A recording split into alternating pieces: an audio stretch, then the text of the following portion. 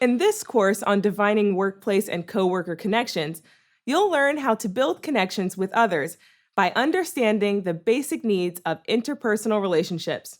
You'll also learn how to be a team player and the benefits of networking. When we live a life connected to other people, we lessen our feelings of isolation and detachment.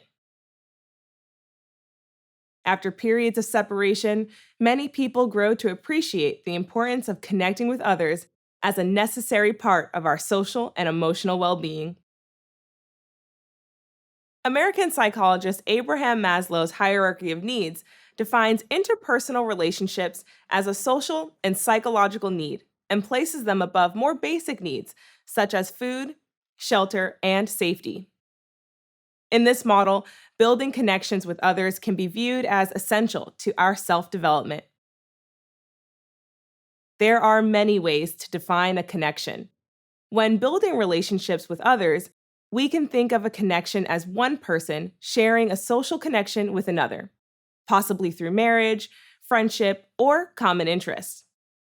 When you connect with others in the workplace, your shared interests are often the reason why.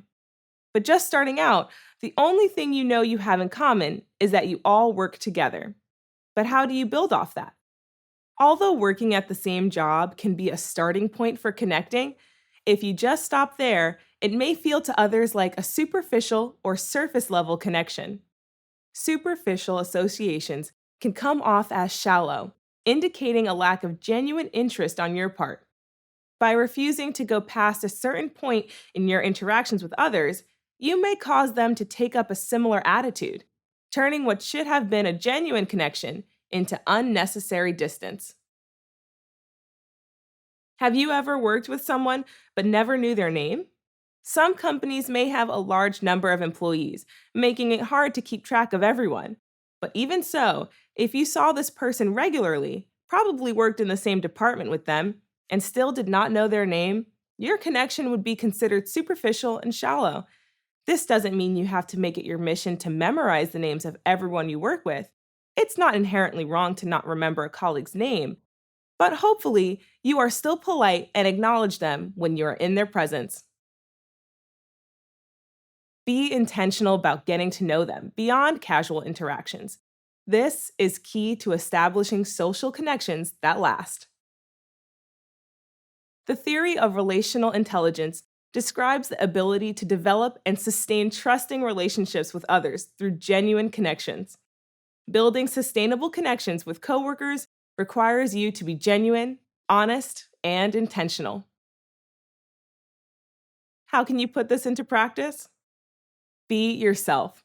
When you portray the real you, it appeals to others who share similar views and interests, making it easier to identify and connect with one another. Avoid the artificial, but engage in organic interactions.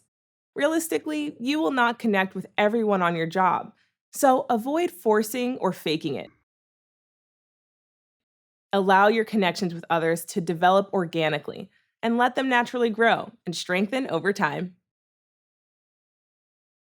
Put in the work. As with any interpersonal relationship, you must cultivate your connections if you want them to grow.